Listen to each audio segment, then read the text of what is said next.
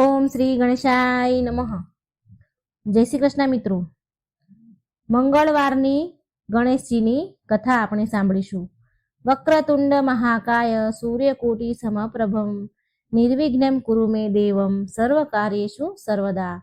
મિત્રો, જે કોઈ શ્રી ગણેશની કથા, ચોથની કથા સાંભળે છે, ચોથનું વ્રત કથા કરે છે, તો એ ભક્તોના બધા જ કષ્ટ વિકટ દૂર થાય છે, બધી સમસ્યાનું સમાધાન થાય છે, ભયથી મુક્તિ મળે છે.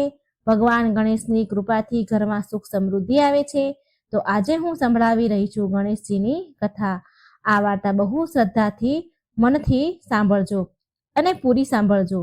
ઓમ ગંગ ગણપતે નમઃ. પ્રિય ભક્તગણો, આ સંકટનાશક વ્રતને શ્રી ગણેશજીના કહેવા પર ખુદ આદિ શક્તિ માતા પાર્વતીએ આ વ્રત કર્યું હતું.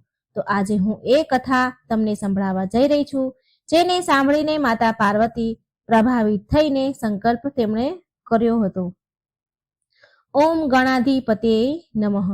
એકવાર બધા જ ઋષિ મુનિઓ, ઋષિગણોએ ભગવાન સ્કંદને કહ્યું હતું કે હે ભગવાન, અમારા મનુષ્યના કલ્યાણ માટે કોઈ એવી વ્રત વિધિ અને કથા સંભળાવવા ઈચ્છીએ છીએ કે જે કરવાથી અને સાંભળવાથી વ્યક્તિનું કલ્યાણ થાય છે. એવી કોઈ કથા સંભળાવો. હે ભગવાન, દરિદ્રતા, શોક, કોઢ આદિથી વિકલાંગ, શત્રુઓથી હેરાન, રાજ્યથી નિષ્કાસિત થયેલા રાજા, સદાય દુઃખી રહેવા વાળા લોકો, ધનહીન, બધા જ ઉપદ્રવથી પીડિત, સંતાનહીન, વિદ્યાહીન, ઘરથી નીકાળેલા, રોગી અને પોતાના કલ્યાણ માટેની કામના કરવા વાળા લોકોને શું ઉપાય કરવો જોઈએ અને એમનું કલ્યાણ થાય અને એના ઉપરાંત તેના કષ્ટોનું નિવારણ થાય, એવો તમે કોઈ ઉપાય જણાવો, એ કહો.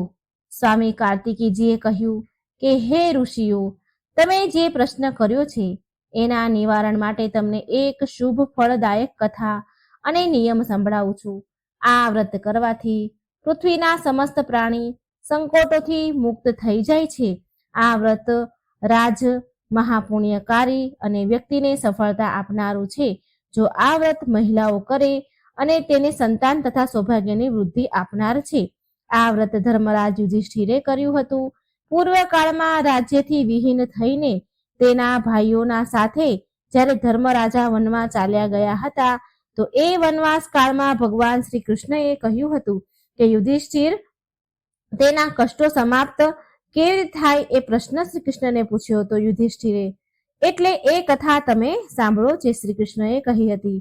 યુધિષ્ઠિરે પૂછ્યું હતું કે હે પુરુષોત્તમ, એવો કોઈ ઉપાય છે જેનાથી અમે તમામ કષ્ટમાંથી મુક્ત થઈ શકીએ?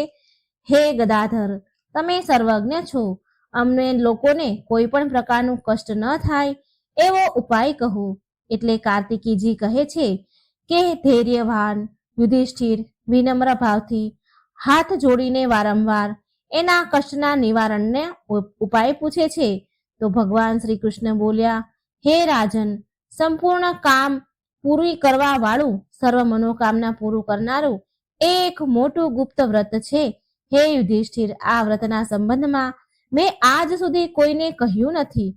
પ્રાચીન કાળની સતયુગની આ વાત છે કે પર્વતરાજ હિમાલયની સુંદર કન્યા પાર્વતીજીને શંકર ભગવાનને પતિ રૂપમાં પ્રાપ્ત કરવા માટે ઘોર વનમાં જઈને કઠોર તપસ્યા કરી, પરંતુ ભગવાન શિવ પ્રસન્ન થયા નહીં, પ્રગટ ન થયા. ત્યારે શૈલપુત્રી પાર્વતીજીએ આદિ કાળથી વિદ્યમાન શ્રી ગણેશનું સ્મરણ કર્યું. ગણેશજીને એ જ ક્ષણે પ્રગટ થયેલા જોઈને મા પાર્વતીજીએ પૂછ્યું કે મેં કઠોર, દુર્લભ અને લોમહર્ષક તપસ્યા કરી, પરંતુ મારા પ્રિય ભગવાન શિવને પ્રાપ્ત ન કરી શકી હું.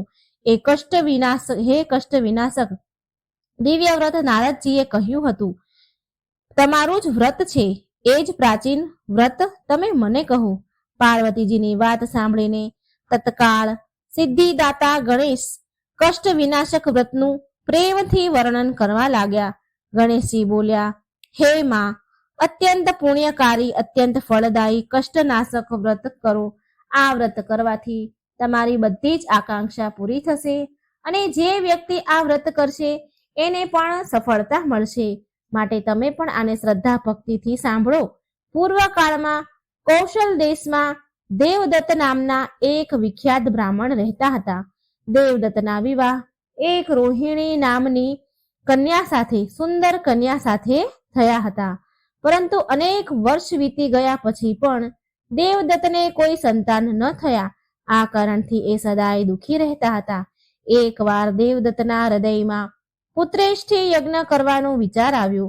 જોકે દેવદત્ત શ્રી ગણેશના અનન્ય ભક્ત હતા, છતાં પણ તેને મનમાં વ્રત કરવાનું નક્કી કરી લીધું. તેણે તરત જ તામસા નદીના તટ પર યજ્ઞ મંડપનું નિર્માણ કરાવ્યું.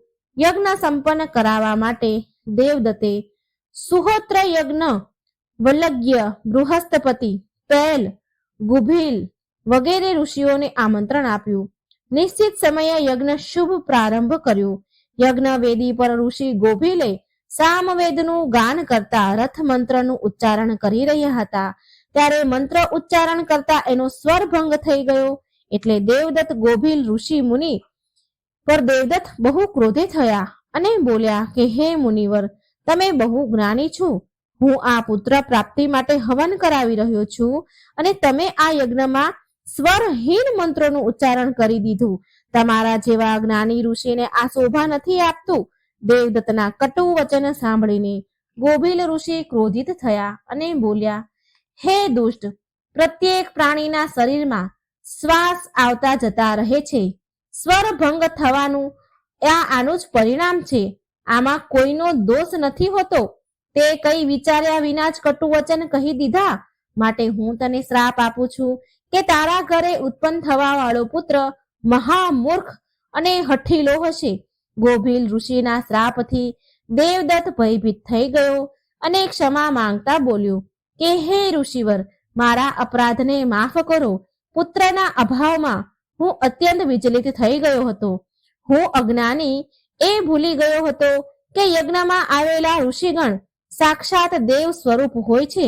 ઋષિવર, મારા પર દયા કરો. મૂર્ખ પ્રાણીનું આ સંસારમાં કોઈ અસ્તિત્વ નથી હોતું. જીવનમાં એને જ્ઞાન, માન, સન્માન, ધન અને વૈભવ ક્યારેય પ્રાપ્ત નથી થતું. હે મુનિવર, તમે તો મહાન તપસ્વી છો. અજ્ઞાનીઓને ઉદ્ધાર કરવા વાળા છો. એ જ તમારું કાર્ય છે. કૃપા કરી તમે મારું પણ આ શ્રાપનું નિવારણ કરો. કોઈ ઉપાય બતાવો. આમ બોલીને દેવદત્ત ગોભીલ ઋષિના ચરણોમાં પડીને તેના આંસુથી તેના ચરણ ધોવા લાગ્યા. દેવદત્તની નિર્મળ પ્રાર્થનાથી ગોભીલ મુનિનો ગુસ્સો શાંત થઈ ગયો અને એ બોલ્યા, વત્સ, મુખથી નીકળેલા વચન ક્યારેય પાછા નથી આવતા. જે મેં તને શ્રાપ દીધો છે એ તો સિદ્ધ થઈને જ રહેશે.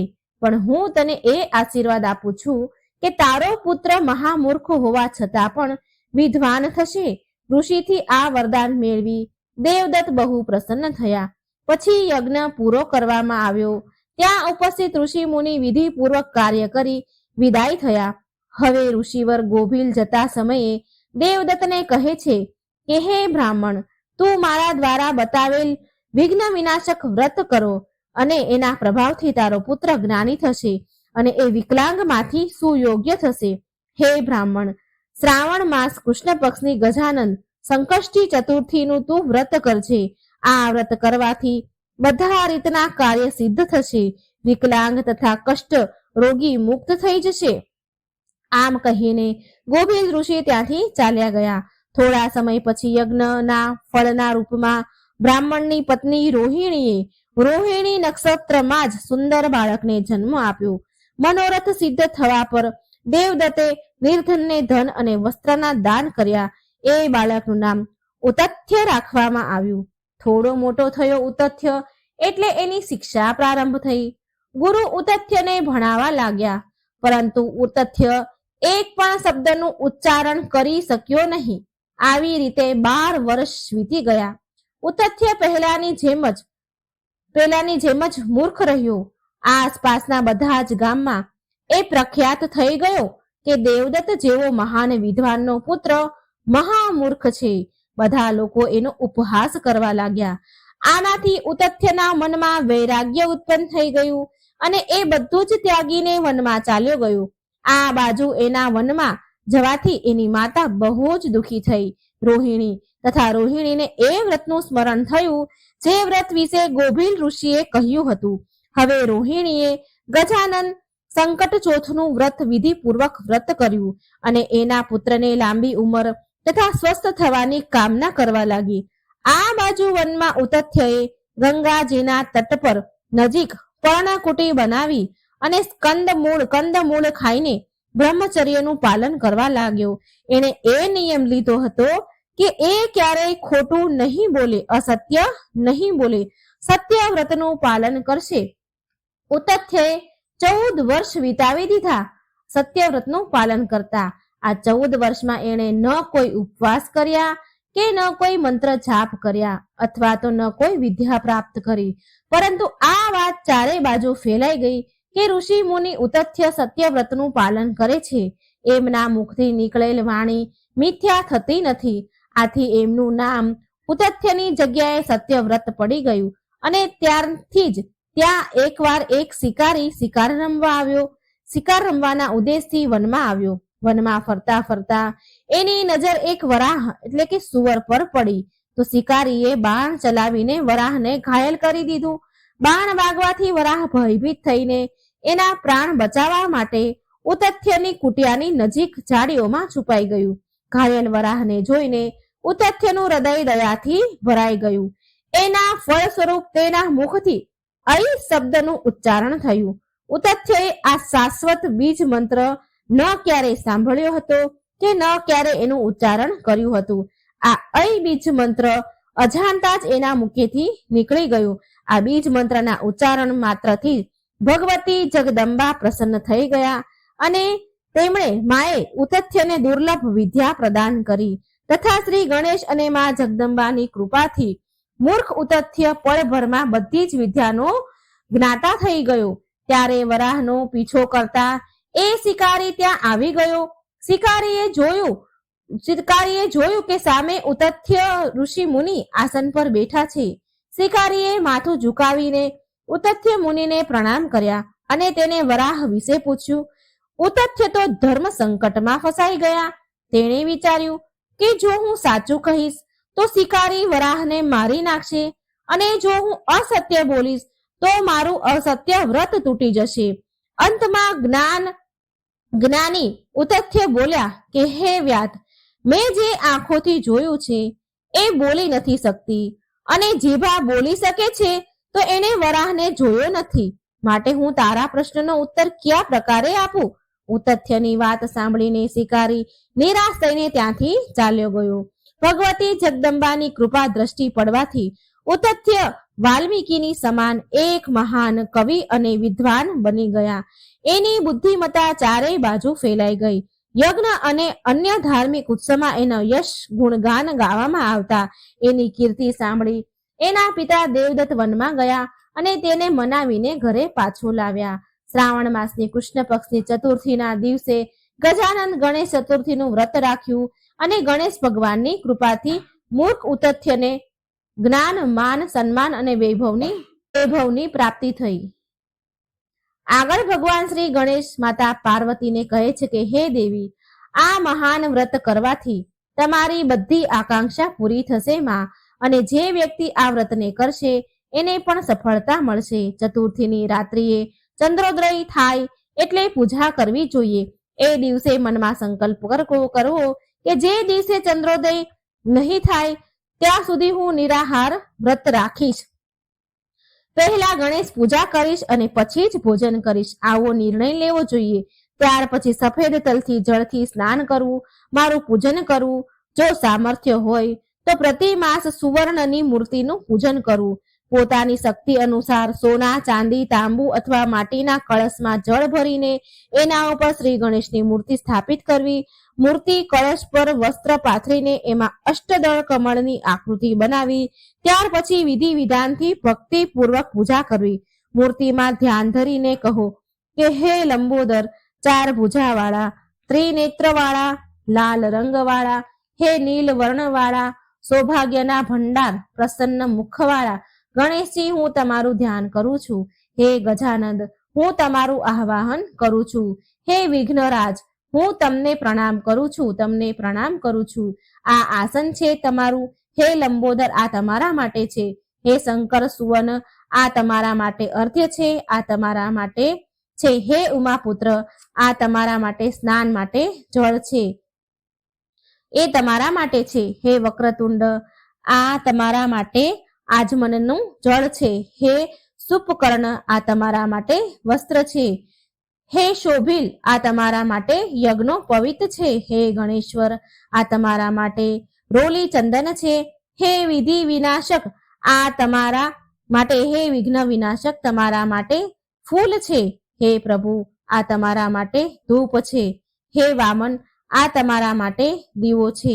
હે સર્વદેવ, આ તમારા માટે લાડુનું નિવેદન છે. હે નિવેદ છે. હે દેવ, આ તમારા માટે ફળ છે. હે વિઘ્નહર્તા, આ તમારા માટે મારા પ્રણામ છે. પ્રણામ કર્યા બાદ ક્ષમા પ્રાર્થના કરો. આમ સર્વ ઉત્તમ વિધિથી પૂજા કરી વિવિધ પ્રસાદ બનાવી ભગવાનને ભોગ લગાવો. હે દેવી, શુદ્ધ ઘીમાં 15 લાડવા બનાવવા. સર્વપ્રથમ ભગવાનને લાડુ અર્પણ કરવા અને એમાંથી 5 લાડવા બ્રાહ્મણોને સમર્પણ કરવા. સામર્થ્ય અનુસાર દક્ષિણા આપી. ચંદ્ર ઉદય થવા પર ભક્તિભાવથી અર્ધ્ય આપી 5 લાડુનું સ્વયં ભોજન કરવું અને કહો કે તમે સર્વ તિથિઓમાં સર્વોત્તમ છો, ગણેશજીની પરમ પ્રિયતમા છો. હે ચતુર્થી, મારા દ્વારા અર્ધ્યને ગ્રહણ કરો. તમને પ્રણામ છે. આમ કહી ચંદ્રને અર્ધ્ય પ્રદાન કરો. ક્ષીરસાગરથી ઉત્પન્ન હે લક્ષ્મીના ભાઈ, હે નિશાકર રોહિણી સહિત હે રાશિ, મારા દીધેલા અર્ધને ગ્રહણ કરો. હે શશી, મારા દીધેલા અર્ધને ગ્રહણ કરો. ગણેશજીને આ પ્રકારે પ્રણામ કરીને, હે લંબોદર, તમે સંપૂર્ણ ઈચ્છાને પૂરી કરનારા છો, તમને પ્રણામ છે. હે સમસ્ત વિઘ્નોના નાશક, તમે મારી બધી અભિલાષાને પૂરી કરો. ત્યાર પછી બ્રાહ્મણને પ્રાર્થના કરવી કે હે દ્વિજરાજ, તમને નમસ્કાર હો. તમે સાક્ષાત દેવ સ્વરૂપા છો. ગણેશજીની પ્રસન્નતા માટે અમે તમને લાડુ સમર્પિત કરીએ છીએ. તમે અમારો ઉદ્ધાર કરવા માટે દક્ષિણા સહિત 5 લાડુને સ્વીકાર કરો અને તમને નમસ્કાર છે. ફરી ત્યારબાદ બ્રાહ્મણને ભોજ કરાવીને ગણેશજીને પ્રાર્થના કરવી. જો આટલું બધું ન થઈ શકે, આટલી શક્તિ ન હોય તો તમારા ભાઈ બંધુ સાથે દહીં અને પૂજા નિવેદનું ભોજન કરવું. પ્રાર્થના કરવી, પ્રતિમાનું વિસર્જન કરવું અને પોતાના ગુરુને અન્ન વસ્ત્ર આદિ સાથે દાન આપવું. મૂર્તિ પણ આપવી. આ પ્રકારથી વિસર્જન કરવું. હે દેવોમાં શ્રેષ્ઠ ગણેશજી, તમે તમારા સ્થાને પ્રસ્થાન કરો અને આ વ્રતનું પૂજન ફળ આપો. ગણેશજીને આવું કહેવું. ગણેશજી બોલ્યા, હે દેવી, આ પ્રકારે જીવનભર ગણેશ ચતુર્થીનું વ્રત કરવું જોઈએ. જો જીવનભર ન થઈ શકે તો 21 વર્ષ સુધી કરવું જોઈએ. 21 વર્ષ સુધી ન થઈ શકે તો 1 વર્ષ કરવું જોઈએ 12 મહિનાનું, અને જો 12 મહિના ન થઈ શકે તો 1 મહિના માટેનું પણ વ્રત જરૂર કરવું જોઈએ. અને શ્રાવણ માસની ચતુર્થીએ ઉદ્યાપન કરવું જોઈએ. બોલો ગજાનન મહારાજની જય. ઉમાપતિ શિવ શંકરની જય. વક્રતુંડ મહાકાય સૂર્યકોટિ સમપ્રભમ નિર્વિઘ્નમ કુરુ મે દેવમ સર્વકાર્યેષુ સર્વદા. હે રીતિ સિદ્ધિના દાતા ગણપતિ દેવ, તમને ખૂબ ખૂબ નમસ્કાર. હે પ્રભુ, હે ગણેશજી, આ વાર્તા સાંભળનારને, વાંચનારને, બીજાને સંભળાવનારને બધા ઉપર તમારી કૃપા દ્રષ્ટિ રાખજો. વિઘ્ન હરજો, દુઃખ દૂર કરી ભરપૂર સુખ આપજો. એવી મનોકામના સાથે, એવી પ્રાર્થના સાથે પ્રભુ આ વાર્તા હું કહેવા જઈ રહી છું. સૌ ભક્તોનું કલ્યાણ કરજો. શિવ પુરાણ અનુસાર એક વખત નંદી માતા પાર્વતીને આદેશ આપે છે. નંદીએ માતા પાર્વતીનો આદેશનું પાલન કરતા હતા. પાલન કરવામાં ભૂલ કરી અને ત્યારે માતાએ વિચાર્યું કે એવું કોઈ હોવું જોઈએ કે ફક્ત તેમની જ આજ્ઞાનું પાલન કરે. એટલા માટે તેમણે તેમના શરીર પર ઉપટન ઘસ્યું હતું અને પોતાના શરીરના મેલમાંથી એક બાળકનો આકાર બનાવ્યો. તેનામાં જીવ પૂર્યો હતો અને આવી રીતે ગૌરીના પુત્ર ગણેશના જન્મ થયો હતો. ત્યારબાદ જ્યારે માતા પાર્વતી સ્નાન કરી રહ્યા હતા ત્યારે તેમને આદેશ આપ્યો કે જ્યાં સુધી તેને કહ્યું ન હોય ત્યાં સુધી કોઈને અંદર જવા દેવા નહીં. ત્યારથી એ બાળક બહાર ચોંકી કરવા લાગ્યા. આ સમય દરમિયાન જ્યારે શિવના ગણ આવ્યા ત્યારે બાળકે કોઈને અંદર જવા દીધા નહીં. એટલે ત્યારે ભગવાન શિવ સ્વયં ત્યાં પહોંચ્યા પરંતુ બાળકે તેમણે પણ અંદર જવા દીધા નહીં અને ભગવાન શિવને રોક્યા, કેમ કે તે બાળકને જાણ ન હતી કે ભગવાન શિવ જ તેમના પિતા છે અને ભગવાન શિવને પણ જાણ ન હતી કે એ બાળક પાર્વતીજીએ જ ઉત્પન્ન કર્યો છે. અને હવે ભગવાન શિવને ગુસ્સો આવ્યો અને રોક્યા, ભગવાન શિવને અંદર જવા ન દીધા. એટલે એને ગુસ્સો આવ્યો શિવજીને અને તે બાળકને ભગવાન શિવ વચ્ચે બંને વચ્ચે યુદ્ધ થયું અને અંતે ભગવાન શિવે તો ગુસ્સામાં આવીને ક્રોધે ભરાઈને બાળકનું મસ્તક માથું શરીરથી અલગ કરી દીધું. અને તે જ સમયે જ્યારે માતા પાર્વતી બહાર આવ્યા અને આ બધું જોયું તો તેમને ખૂબ જ ગુસ્સો આવ્યો. બાળક ગણેશજીનું માથું કપાયેલું જોઈ માતા પાર્વતીએ શિવજીને કહ્યું કે તમે મારા પુત્રનું જ માથું કાપ્યું, હવે તેમને જીવિત કરું. શિવજીએ પૂછ્યું કે આ તમારો પુત્ર કેવી રીતે હોઈ શકે? અને આ પછી પાર્વતીએ ભગવાન શિવને આખી વાત કહી અને પાર્વતી થોડા ક્રોધે ભરાયા, રોષે ભરાયા અને વિલાપ કરતા હતા. એટલે પાર્વતીજીને મનાવતી વખતે શિવજીએ કહ્યું, ઠીક છે, એમાં પ્રાણ પૂરું છું, પરંતુ પ્રાણ પૂરવા માટે માથાની જરૂર પડશે. આના પર તેમને ગરુડજીને ઉત્તર દિશામાં જવાનો આદેશ આપ્યો. ગરુડજીને શિવજીએ ઉત્તર દિશામાં જવા કહ્યું કે જે પણ માતા તેમના બાળક આગળ પીઠ રાખીને સૂતી હોય તે બાળકનું માથું લઈ આવો. ગરુડજી ગયા, આમ તેમ ફરતા રહ્યા હતા. માસ જોડે બાળક હોય તો એને શોધી રહ્યા હતા. આમ તેમ ગરુડજી ભટકવા લાગ્યા, પણ તેમને એવી કોઈ માતા મળી નહીં જેની પીઠ તેમના બાળક પાસે રાખીને સૂતી હોય, કારણ કે દરેક માતા તેના બાળકની સામે જ સૂતી હોય છે. અંતે તેને એક હાથી દેખાયો. તેની હાથીના શરીરનો પ્રકાર એવો હતો કે બાળકની સામે સૂઈ શકતો ન હતો અને પછી તે હાથીનું માથું લઈને આવ્યા અને આ પછી આ શિવજીએ હાથીનું માથું જોડી દીધું અને તે જ સમયે તેનામાં પ્રાણ પૂર્યા અને ભગવાન શ્રી ગણેશમાં જીવ આવ્યો અને આ રીતે તેમનું નામ ગણેશજી પડ્યું. અને ત્યાર પછી દરેક દેવી દેવતા ભગવાન શ્રી ગણેશને આશીર્વાદ આપ્યા અને એટલામાં જ તેઓ સર્વપ્રથમ પૂજનીય બન્યા છે. કોઈ પણ કાર્યની શરૂઆતમાં ભગવાન શ્રી ગણેશની પ્રાર્થના પૂજા કરવામાં આવે છે અને ત્યાર પછી જ આપણું કોઈ પણ કાર્ય હોય છે, પૂજા હોય છે, એ કરવામાં આવે છે. આ રીતે આ વિનાયક ચતુર્થીની કથા હતી, જે ગણેશજીની બીજી કથા. એકવાર દેવી પાર્વતીએ શિવજી સાથે ચોપાટ રમવાની ઈચ્છા જગાવી. શિવજીએ ચોપાટ રમવાનું શરૂ કર્યું, પરંતુ આ રમતમાં મુશ્કેલ વાત એ હતી કે હાર જીતનો નિર્ણય કોણ કરે. તેના માટે ઘાસના ભૂસામાંથી એક બાળકની રચના કરી, તેના પ્રાણ પ્રતિષ્ઠા કરી અને કહ્યું કે તું હાર જીતનો નિર્ણય કરજે. રમત શરૂ થઈ ત્યારે શરૂઆતમાં 3 વાર માતા પાર્વતી જીત્યા, પરંતુ તે બાળકે કપટ કર્યો કે મહાદેવ જીત્યા છે. ત્યારે માતા પાર્વતી ખૂબ જ ક્રોધિત થઈ ગયા અને એ બાળકને કાદવમાં રહેવાનો શ્રાપ આપ્યો. બાળકે માફી માંગી ત્યારે પાર્વતી માતાએ કહ્યું કે એક વર્ષ પછી નાગકન્યા અહીં આવશે. તેના કહેવા પ્રમાણે શ્રી ગણેશ ચતુર્થીનું વ્રત કરવાથી તારા કષ્ટ દૂર થઈ જશે. ત્યાર પછી એ બાળકે ગણેશજીની ઉપાસના કરી અને ભગવાન શ્રી ગણેશને પ્રસન્ન કર્યા. ગણેશજીના પોતાના માતા પિતા અર્થાત શિવ પાર્વતીના દર્શન માટે કૈલાસ જવાનું વરદાન આપ્યું. તે બાળક કૈલાસ પહોંચી ગયો. માતા પાર્વતીને મનાવવા માટે શિવજીને પણ રાત દિવસ સુધી શ્રી ગણેશનું વ્રત કર્યું અને પાર્વતીને મનાવા ગયા. ત્યારબાદ માતા પાર્વતીએ પણ પિતાના પુત્રને મળવા માટે આ દિવસનું વ્રત કર્યું અને તેમની આ ઈચ્છા પૂરી થઈ. એવું માનવામાં આવે છે કે બાળક જ ભગવાન કાર્તિકેય છે. ગણેશ ચતુર્થી વ્રત કથા અહીં સમાપ્ત થઈ. કોઈ આજના દિવસે કથા સાંભળશે તેના દરેક વિઘ્નો પૂરા થશે, તેને સુખ, સમૃદ્ધિ અને સંપત્તિ મળશે. મિત્રો, શ્રી ગણેશ ભગવાનની પૌરાણિક કથાઓ આપણે બીજી પણ સાંભળીશું. આ કથાઓ સાંભળવાનું ખૂબ જ પુણ્ય છે. આપણે ગણપતિ દાદાની ડોશીમાની ખીરની એક વાર્તા સાંભળીશું. ઓમ ગંગ ગંગ ગણપતે નમઃ. એક સમયની વાત છે. એક વિમળા નામની ગરીબ સ્ત્રી રહેતી હતી. તે બહુ ઈમાનદાર અને સારા સ્વભાવની હતી, પણ કહેવાય છે ને કે પૂર્વજન્મના કર્મોના ફળ ભોગવવા જ પડે છે. તે ગરીબ સ્ત્રીના જીવનમાં બહુ અપાર દુઃખ હતા. તે સ્ત્રીનો પતિ હંમેશા બીમાર રહેતો હતો. વિમળાને 4 છોકરા હતા. ઘરની બધી જ જવાબદારી વિમળા ઉપર હતી. વિમળા બિચારી વાંસના ટોપલો અને વાંસના પંખા બનાવી વેચતી હતી. ઘણી વાર પૈસા મળે તો ખાય અને ન મળે તો ઘણીવાર ભૂખ્યા પણ સૂઈ જાય. આટલી ગરીબ પરિસ્થિતિ હતી. એકવાર વિમળા વાંસનો ટોપલો અને વાંસના પંખા વેચવા માટે ગઈ. એક શેઠની ઘરે વહેંચવા ગઈ. ત્યાં એ વિમળાએ એવી વાત સાંભળી કે ગણપતિ બાપાની પૂજા કરવાથી બધા દુઃખો દૂર થાય છે. ભલે મનુષ્યના પાછલા જન્મના કર્મો ગમે તેટલા ખરાબ કેમ ન હોય, પણ ગણેશજીની પૂજા કરવાથી મનુષ્ય ધનવાન બની જાય છે.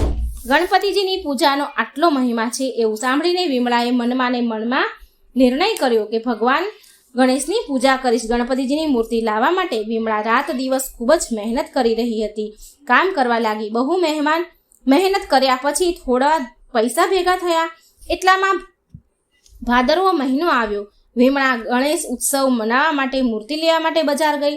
પણ વિમળાને જોઈને દુકાનદાર કહેવા લાગ્યો કે તું અછૂત છો, તું નીચી જાતિની છો, તને હું ગણેશજીની મૂર્તિ નહીં આપું. આમ એમને કહ્યું. આમ દુકાનદારે વિમળાને મૂર્તિ આપવાની ના કહી. બજારમાં 3 દુકાનો વિમળા ફરી, એક પછી એક દુકાન ફરી, પણ 3 દુકાનમાં ગઈ પણ તેને મૂર્તિ કોઈ આપી નહીં. પણ વિમળાને જોઈને દુકાનવાળા દૂર ઊભું રહેવાનું કહે કે તું જતી રહે અને મૂર્તિ આપવાનું ના કહી દે. દુકાનદારના મૂર્તિ ન આપવાના કારણે વિમળા બહુ દુઃખી થઈ.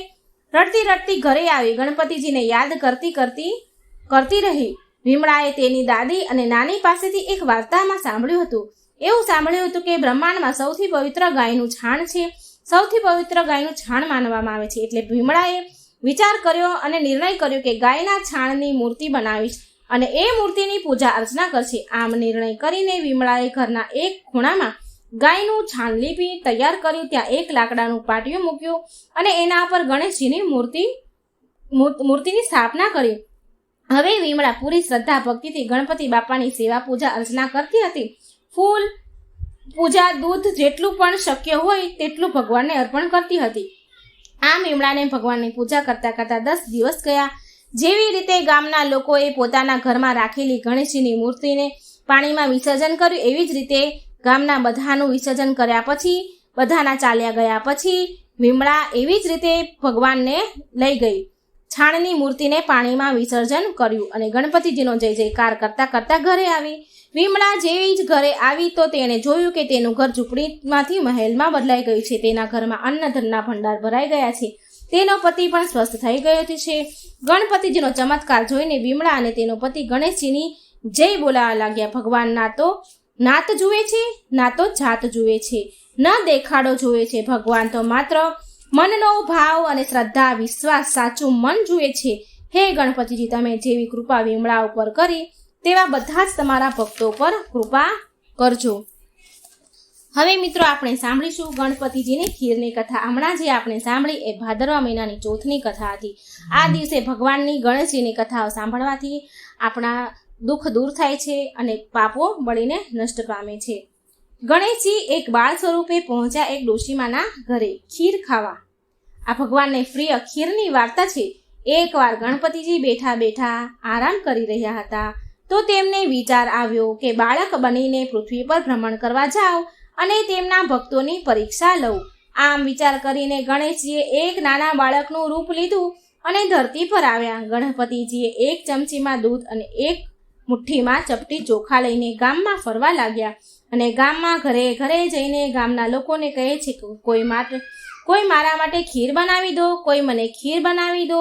પણ તે બાળક સ્વરૂપ ગણપતિજીની વાત કોઈએ સાંભળી જ નહીં. બધા જ તે બાળક પર હસી રહ્યા હતા અને કહે છે કે શું આ એક ચમચી દૂધ અને એક મુઠ્ઠી ચોખાથી કઈ ખીર બને ખરી? ગણપતિજીની બધા હસી ઉડાવવા લાગ્યા.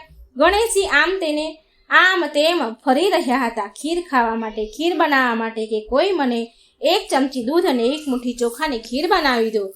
કોઈએ બનાવી ન દીધી. ત્યાં ફરતા ફરતા એક ઝૂંપડી પાસે આવ્યા અને ઝૂંપડી પાસે એક ડોશીમા ગરીબ બેઠા હતા. તે ડોશીમાએ આ બાળકનો અવાજ સાંભળ્યો કે તે ખીર બનાવવા માટે ફરી રહ્યો છે.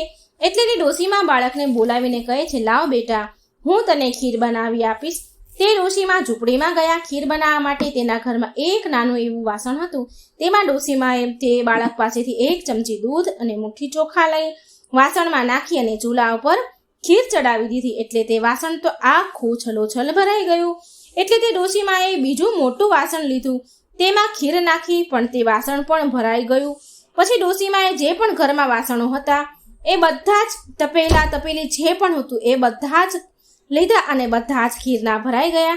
એટલે તે ડોશીમા બોલ્યા કે બેટા, મારી પાસે જે પણ વાસણ હતા એ તો બધા ભરાઈ ગયા છે. એટલે તે બાળક બોલ્યો, માં, તમે બીજા મોટા વાસણ પાડોશી પાસેથી માંગી લો. એટલે તે ડોશીમાં પાડોશીના ઘરે જઈને મોટા તપેલાઓ લઈ આવ્યા. એ બધા જ તપેલા ખીરથી છલોછલ ભરાઈ ગયા. એટલે તે ડોશીમાં બોલ્યા કે અરે બેટા, આ તો બહુ બધી ખીર બની. આટલી બધી ખીરનું શું કરીશું? તો તે બાળક બોલ્યો કે માં, તમે એવું કરો કે આખા નગરમાં ખીર ખાવાનું નોતરું આપી દો. તે ડોશીમાં જઈને પૂરા ગામમાં ખીર ખાવાનું નોતરું આપી આવ્યા. આજે બધા જ મારા ઘરે ખીર ખાવા આવું છું. આમ બધાને ગામમાં ખીરનું નોતરું આપે છે.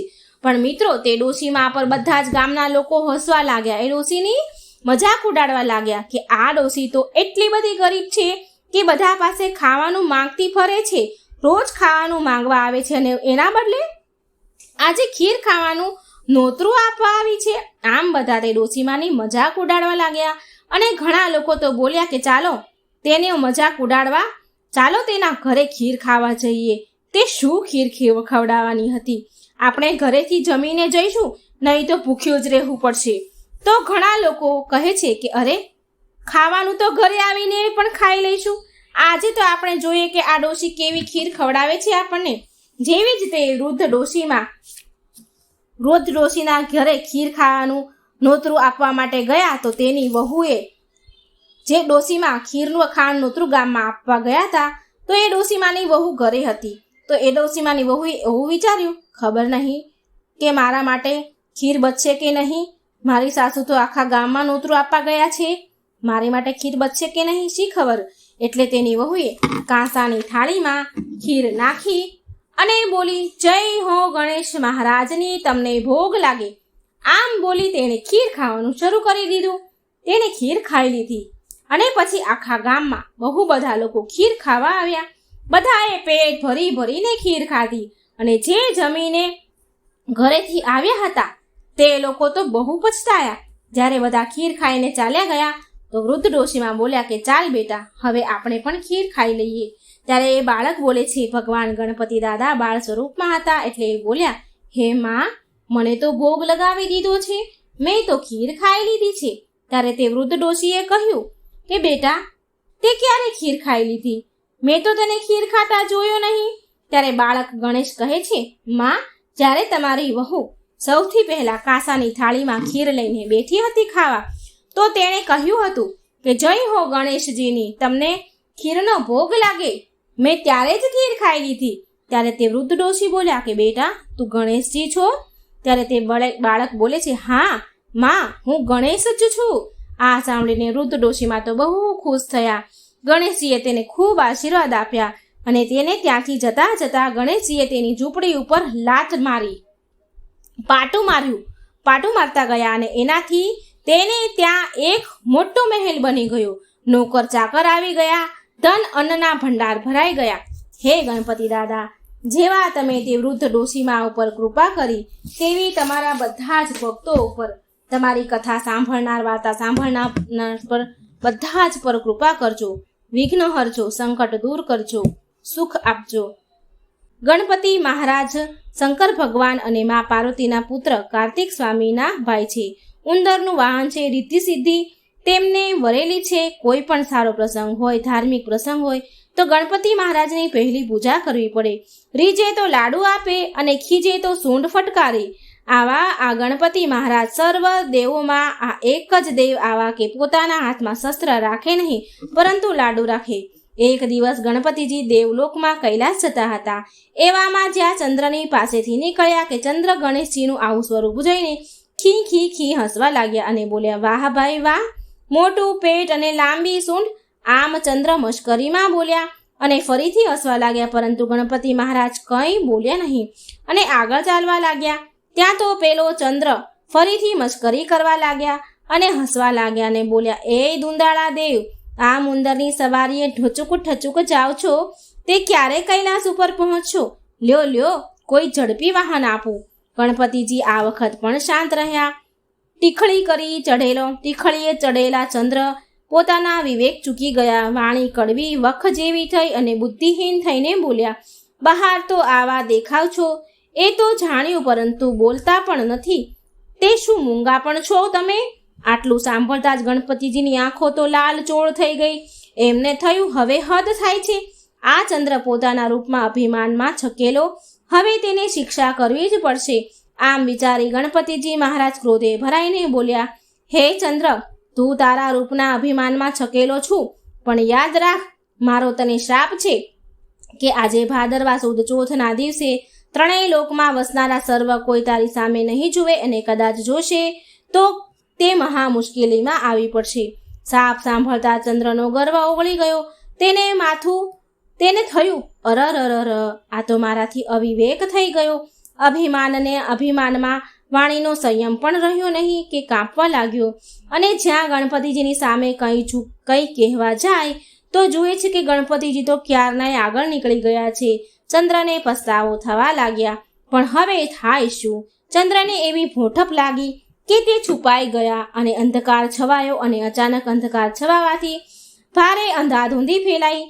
દેવો પણ ગભરાયા અને તેઓ ભેગા થઈને ભગવાન પાસે ગયા કે મહારાજ ચંદ્રના શાપનું નિવારણ કહો. ભગવાન કહે છે, દેવતાઓ સાંભળો, આ તો ગણેશજીનો શ્રાપ છે, માટે તેમના સિવાય શાપનું નિવારણ કોઈ બતાવી શકે નહીં. માટે આપ સર્વ ગણપતિજી પાસે જાઓ. વળી ગણપતિજી તમારા ઉપર ખુશ થાય તેવો રસ્તો પણ હું બતાવું છું, તે સાંભળો. તમે બધા ચંદ્ર પાસે જઈને એને કહેજો કે ભાદરવો માસ બેસે એટલે સુદ એકમની સુદ ચોથ સુધી ગણેશજીના ચોથનું વ્રત કરે. અને એ વ્રતની વિધિ આ પ્રમાણે છે. સૌ પ્રથમ ગણપતિજીની સોનાની મૂર્તિ બનાવવાની. જો સોનાની ન બનાવો તો સ્થિતિ પ્રમાણે કોઈ પણ ધાતુની બનાવવાની. અને એ પણ શક્ય ન હોય તો ગણપતિજીની છબી લેવી. પછી એકમથી ચોથમાં જે દિવસ શુભ હોય તે દિવસે સારા ચોઘડિયામાં ગણપતિજીની સ્થાપના કરવી. પછી તેનું પૂજન કરવું, લાડુનું નૈવેદ્ય ધરાવવું. પછી વાજતે ગાજતે એ દિવસે સાંજે ગણપતિજીની મૂર્તિને જળમાં પધરાવી. એ દિવસે બ્રાહ્મણોને જમાડવા, દાન કરવું. આમ કરવાથી ગણપતિજી મહારાજની કૃપા ચંદ્ર ઉપર થશે. ગણપતિજી મહારાજ તેના ઉપર પ્રસન્ન થશે અને તેના શાપનું નિવારણ થશે. દેવતાઓના કહેવાથી ચંદ્રએ ગણેશ ચોથનું વ્રત કર્યું. વિધિ પ્રમાણે વ્રત કર્યું અને ગણેશજીને તેના ઉપર પ્રસન્ન થયા. ચંદ્રએ ગણપતિની ક્ષમા માંગી ત્યારે ગણેશજીએ તેમના ઉપર કૃપા કરીને કહ્યું કે હે ચંદ્ર, તું મારા શાપમાંથી મુક્ત તો નહીં જ થાય, પરંતુ તે મારું વ્રત કરીશ, તેથી હું તારા પર પ્રસન્ન થયો છું અને તેથી હું તને આપેલા શ્રાપ હળવો બનાવું છું. આજથી જે મનુષ્ય ભાદરવો સુદ બીજના ચંદ્રનું દર્શન કરીને પછી સુદ ચોથના દર્શન કરશે તો તેને કોઈ પણ જાતની મુશ્કેલીઓ નહીં આવે. પણ ફક્ત સુદ ચોથના દિવસે જો દર્શન કરશે તો તેને મુશ્કેલીઓ આવ્યા વગર નહીં રહે. અને આજ પછી ભાદરવા સુદ ચોથના દિવસે વિધિપૂર્વક જે કોઈ મારું વ્રત કરશે તેના ઉપર હું પ્રસન્ન રહીશ અને તેના સંકટનું નિવારણ કરીશ. હે ગણપતિ મહારાજ, આપનું વ્રત કરનારને, સાંભળનારને, કથા સાંભળનારને આપ જેવા ફળ્યા તેવા સૌને ફળજો. બોલો ગણપતિ દાદા મહારાજની જય. ગજાનંદ ગણપતિની જય. જય શ્રી ગણેશ.